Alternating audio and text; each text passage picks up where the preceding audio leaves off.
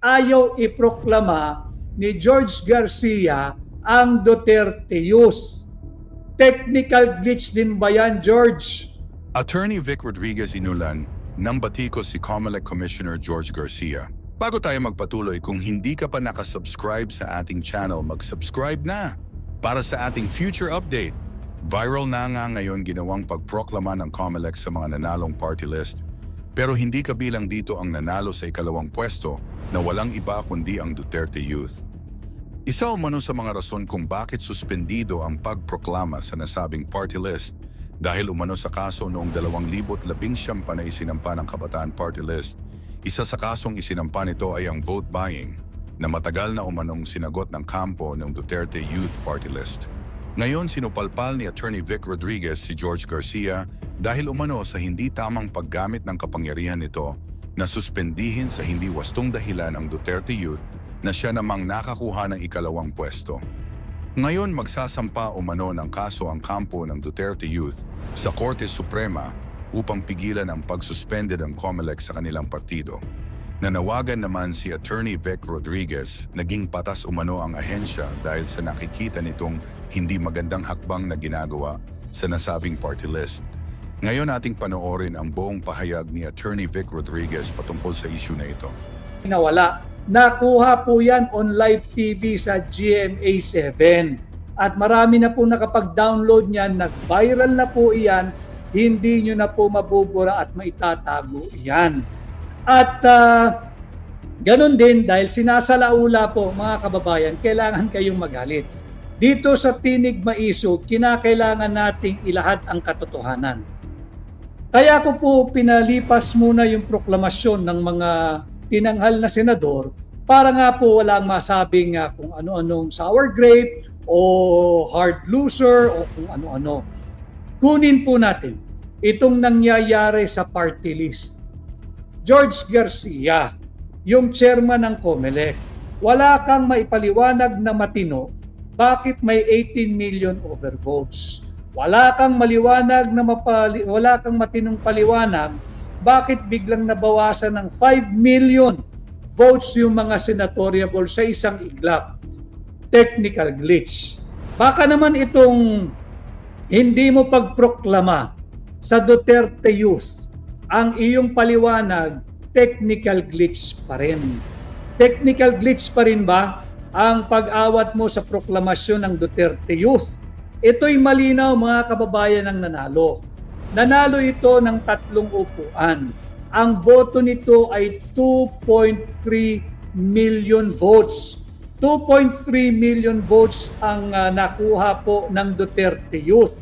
Malinis po yan, malinaw po yan.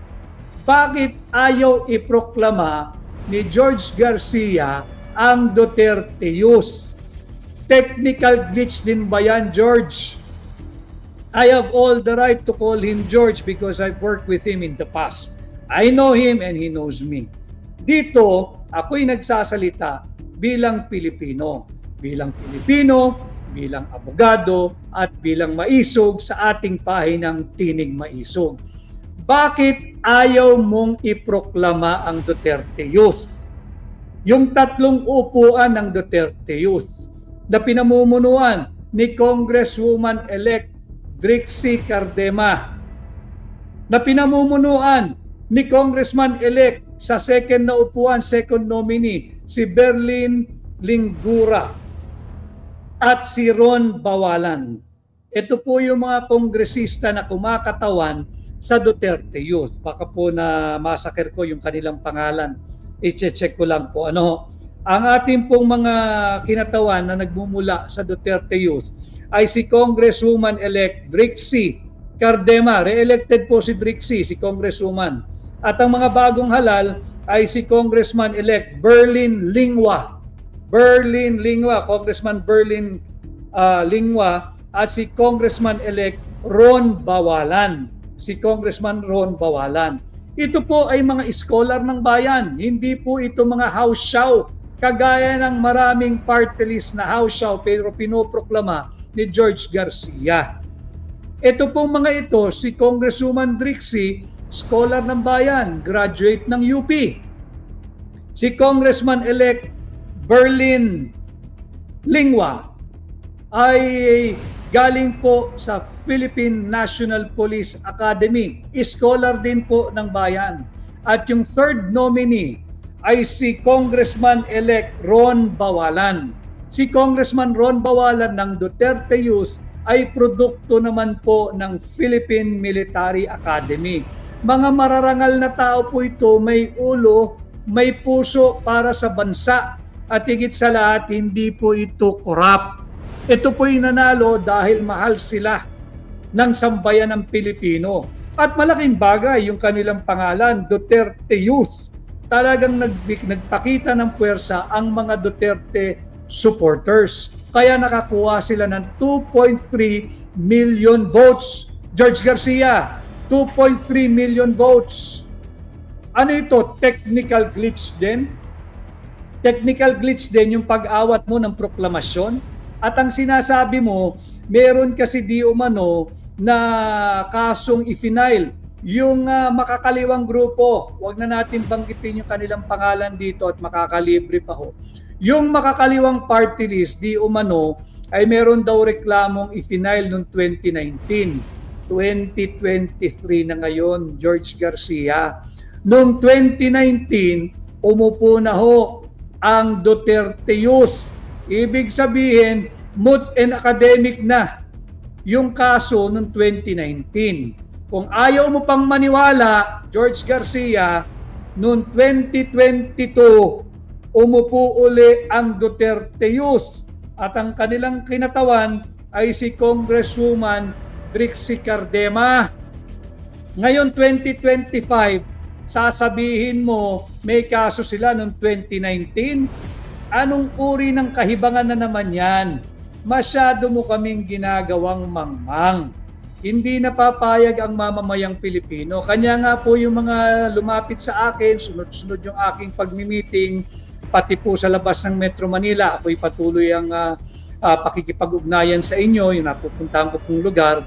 Sabi ko nga patuloy tayo maging mapagmatsyag. Eto na nga yung Duterte Youth. Ang kasalanan lang nito, alam ho ninyo kung ano, sa tingin ko personal, hindi po technical glitch ito. Ang kasalanan po nito sa mata ng COMELEC ni George Garcia, Duterte kasi yung pangalan, Duterte Youth. Allergic po sila sa pangalang Duterte. Hanggang ngayon, at hindi nila matanggap na yung Duterte Youth walang akap, walang ayix, walang ayuda, walang vote buying, walang panunuhol, ay nakakuha ng 2.3 million votes malinis. Malinis po iyan. Bakit ayaw iproklama ng COMELEC? Bakit pinipigilan ni George Garcia? Alam mo ninyo, maraming nagsabi sa akin bago po tayo naglunsad ngayong araw, Lunes, ng ating tinig maisog, baka raw wag na natin pag-usapan ito at tayo'y kasuhan. Ano ikakasuho nila sa atin? Yung panakot nila na unlawful utterance, yung panakot nila na inciting to sedition. Anong inciting to sedition? 2.3 milyong botong malinis na nakuha ng Duterte Youth. Hindi mo ipoproklama? Hindi ba't napakalaking kahibangan yan? At hindi ba napakalaking panglilin lang sa Pilipino? So dito natin nakikita, hindi natitigil yung kanilang pambubudol. Tuloy-tuloy ho yan. Maniwala kayo. Kaya yung aking panawagan last week, nung ako po ay nagbigay suporta sa ating mga kaibigan mula dyan sa PDP, hindi ba natin makita yung comment para mabasa ko yung iba? Ang ating mga kaibigan sa PDP na nakasama nating kumandidato, isa lang ho yung aking pinapanawagan. Ang aking panawagan, bago natin isipin ang 2028, bago natin sabihin na malakas si Vice President Inday Sara Duterte, ako'y nananawagan sa ating mga nakasama diyan sa Senado, marapat naman. Hindi lang ito para kay Vice President Inday Sara. Nariyan yung mga party list, itong Duterte Youth. Nandyan din yung bagong henerasyon, hindi rin pinoproklama yung kanilang isang upuan na nakakuha din ng 300,000 votes yata. So nagiging arbitrary, nagiging despotic, nagiging tyrannical, nagiging unjust, nagiging whimsical, nagiging capricious kung sino ang ipoproklama o hindi.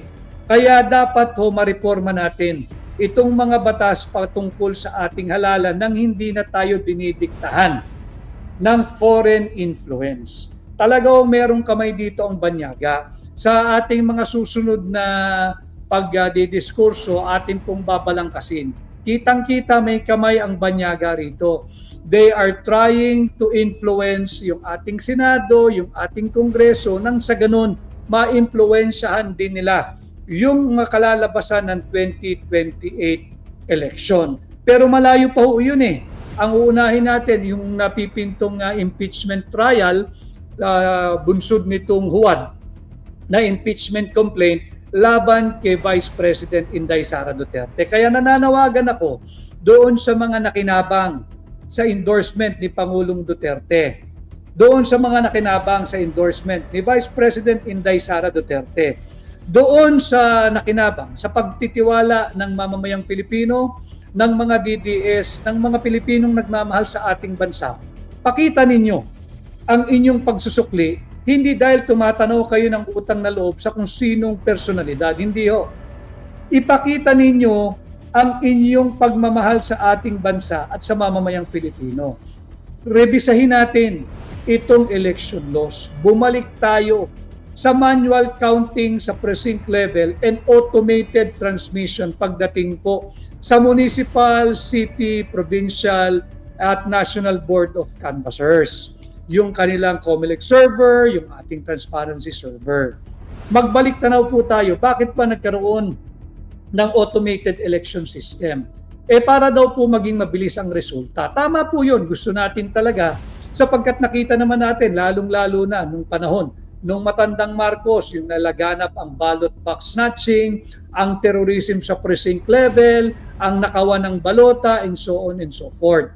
Kaya po nagkaroon ng automated election system sa pagdating sa ating bansa para matanggal na yung ballot box snatching, ballot box switching. Ito po hindi nalalaman ng mga bata-batang henerasyon.